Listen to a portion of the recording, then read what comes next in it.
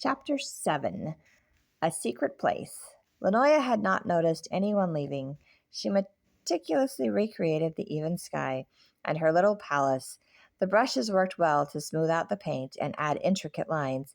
It looked so much better than with the flowers as part of the palace and the water droplets in the petals reflecting the stars.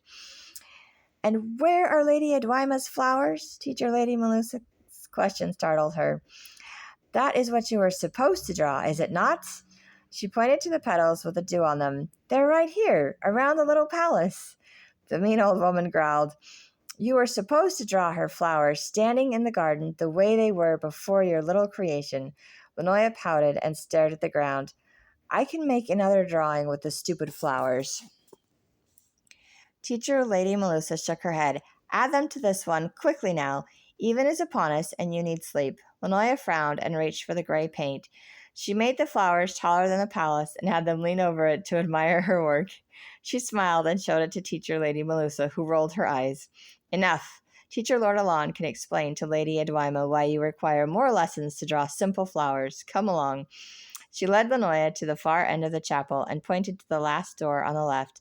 "I believe this room is empty." She marched over to a chest at the foot of the bed. "Let me see if the last learner left anything here." Teacher Lady Melusa pulled out a long, plain yellow dress. "This will have to do until you have clothes made to fit you. Does your aunt know your measurements?" Lanoya wrinkled her forehead. "I do not have an aunt." Teacher Lady Melusa scoffed. "I have spoken with Teacher Lady Talia, and she insists your aunt has been raising you. I should think you would be better behaved than this." Lanoya stared at her. "Who is Teacher Lady Talia?" She knows nothing about me. I do not have any family. I lived alone in my alley." "Teacher Lady Talia teaches the healers. She has visited your village when anyone from there was ill or injured. I trust her more than I do you. I hope you will learn to be more honest." Teacher Lady Melusa replied and set the dress on the bed. "Honest? What reason do I have to lie?" The old woman pointed to the table behind Lanoya. "Since you missed the last meal, there is some bread and water for you. Once you have eaten, you can put your sleep dress on and go to bed." Lanoya's stomach gurgled. She rushed over to the food and stuffed a light brown morsel in her mouth. "At least I get to eat more than once a sun in this place. I think it would be nice here if it were not for the people." Teacher Lady Melusa continued, "This will be where you sleep, not under tables or in gardens. Get plenty of rest. You have a lot of lessons to do in order to catch up with the other learners." She bustled out of the room and closed the door behind her. Lanoya finished eating before examining the yellow sleep dress. "I'm supposed to sleep in this? Maybe it will feel better than this baggy blanket they stuck on me. I wish I knew what Sabine did with my trousers." The dress was soft and thin compared to what she had on now. Lanoya attempted to put it on over the dress she still had on. Unlike the brown gown that had fit over her clothes before Sabine took them, the yellow one did not work that way. She sighed. "The yellow sleep dress is softer than this big dress I am wearing. I think Sabine said I'm supposed to remove my clothes and then put on the sleep dress. They keep replacing my clothes with worse ones." She tapped her finger on her chin. "Maybe I can put the yellow one on under this one." Lanoya struggled out of the dress she was in and slipped into the yellow sleep dress. The soft fabric hugged her skin. She rubbed her arms over and smiled. "I do not need those big, windy clothes. I only need one dress for the season, not multiple ones. This is the best one I have been given since Sabine took my trousers. I will try to keep this dress for the next season. This is the third change of clothes I have been given. It is like food that I am allowed to eat multiple meals a sun. If I can only find a way to get those drawing supplies, I could imitate all the things I have seen since I arrived here last even." Lanoya listened for some sounds outside the door. She peered out her room. "I hope they all sleep for the even like the villagers." The empty corridor was dimly lit, with 3 torches, one behind her, one at the far end, and one in the middle by the drawing room. Lanoya smiled. "I can get drawing supplies to take back to Thayer's with me. It will be nice to be away from all those demanding and confusing people." She inched down the hallway towards the room she had been in earlier. Lanoya paused across from the faded wall art. The power surged within her, urging her to examine the drawing. "Maybe I could touch it up and make it look like the rest of the wall." Teacher Lady Melusa said if she caught me by the painting again, she would block my power forever. But Teacher Lady Kitess said her ability to stop my energy was only temporary. Oh, I do hope she was right. I do not want Teacher Lady Melusa to make it so I cannot move or draw again. Lanoya inched across the hall to the painted wall. Her hands trembled as she felt the rough edges and flaky chips of old paint. Please, Teacher Lady Kitess, be right. I do not want to be in trouble over this painting. But it is not the painting, it is something else. Her hand slipped behind the canvas, and she felt the rough stone brick replaced by something smooth and solid. She smiled. I was right. This is not a wall. It is hiding something. But what? Lanoya bent down and inched the drawing away from the wall, trying to get enough light to see what was behind it. The drawing blocked the light across the corridor. The other lights were too far away to be of much use. Unable to see what was behind it, she stood up and attempted to move it. I am not tall enough to unhook it, she sighed. There has to be a way to get behind it. She rubbed her hand up and down behind the painting. It was smooth. It was a smooth, solid wall. What is hidden? And why do I feel like there is something important behind it that I need?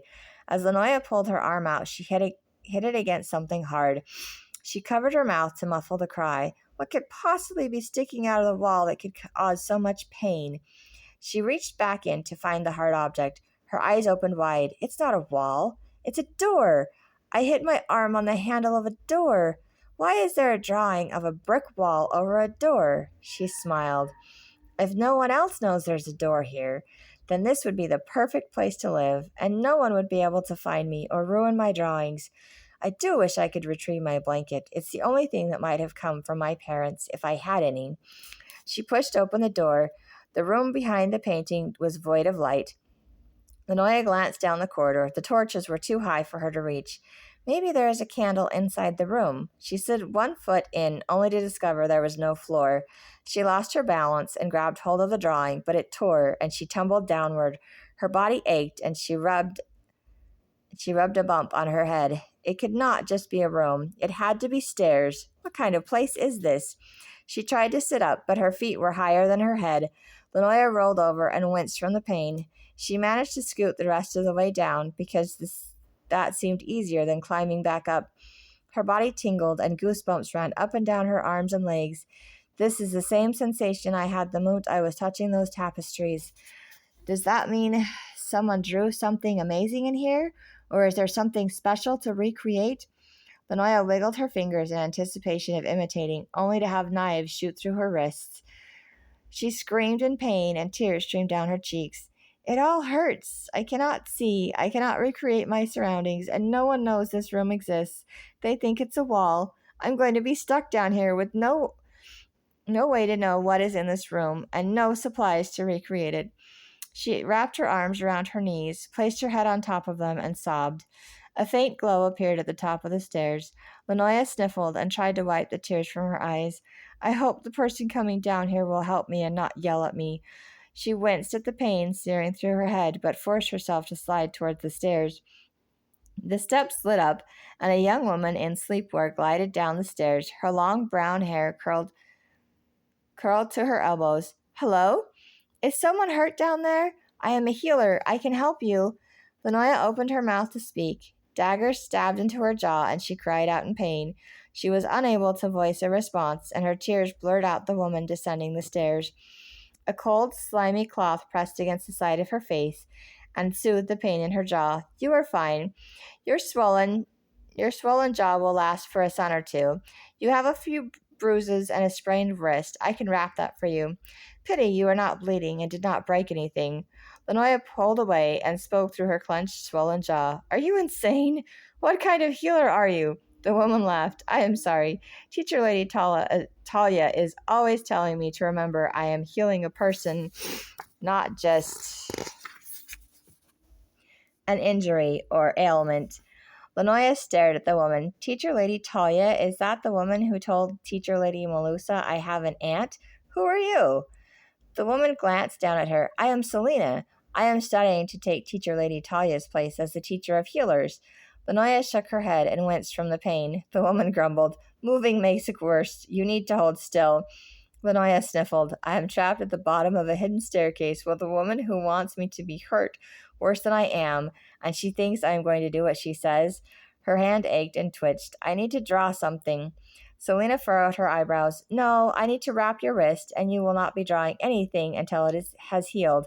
At least for Ascendi, I believe. A lump formed in the back of Lanoya's throat. I draw when I am upset or in pain, or whenever my hands twitch. The energy inside me will not stop until I do. Selena's eyes widened. You are the new learner with the exceptional power of an imitator. Oh, Teacher Lord Humby is not thrilled that you will replace him. He still thinks one of his other learners would be better suited for the job. Lanoya glanced around the room in search of another way out. Replace Teacher Lord Humby? I do not want to replace anyone. I do not want to be here. Well, except to figure out what is in this room. The healer's candle was not bright enough to illuminate the entire room, but it lit up part of the floor. Red square stones embedded in the ground in sets of 2. I need more light to see what is on those stones. Maybe the room is full of them. You are lucky I am a light sleeper. I woke to the sound you made tumbling down the stairs. You would be a lot worse off if one of the teachers had found you. You had better hope none of the watchers were paying attention, or you will still be in trouble. Pain shot through Lanoya's wrist when Selena grabbed it. Lanoya screamed and tried to pull it away, but that only made it hurt worse. Selena rubbed something cold and slimy into her wrist, and then she wrapped it in cloth. It will start to feel better soon. Lanoya rubbed her wrist with her other hand and stared down at the strange stones on the floor. I wish my wrist did not hurt so I could draw this room. It is the strangest and most fascinating place I have seen. It is the perfect place to forget that I am surrounded by cruel people who insist on telling me what to do. Lanoya reached for the candle. What about these stones in the floor? What are they for? Are there more in this room? I must see them and recreate them. Selena squawked. You are injured. You will not physically be able to draw anything for at least 2 suns, perhaps more. She pointed up the stairs. Now you return to your room, or I will find a teacher to come down here and fetch you. Lanoya sighed. I will come back with a candle of my own and figure out what this room is for. Selena helped Lanoya back up the stairs and into her room at the end of the corridor. Lanoya plopped down on the bed. Her fingers outlined the shape of the stone onto her wall. I wish I had some paint or something to make this stand out. I want to know what is in the stones. It must be something fascinating. Her eyes slid closed, and her fingers continued to trace the imaginary stones on the wall.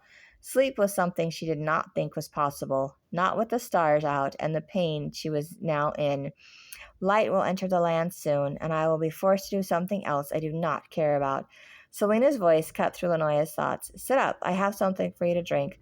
Lanoya opened one eye and glared up at Selena. Selena sat down on the bed. I know I do not show compassion for my patients. I do not have a feeler's power like Teacher Lord Helek. He says it is good that I love my power of a healer, but that others, especially those in need of my services, will not see it the way that I do. She shrugged. I just see what needs to be done and do it, and the more work required to heal someone, the more I enjoy it. Lanoya sat up. Finally, someone that understood, maybe not entirely, but close. You have to use your power, and when your work is completed, you feel satisfied, accomplished, and happy. Selena furrowed her eyebrows. How do you know that? I thought you were an imitator, not a feeler or an interpreter. Lanoya shook her head and then wished she had not.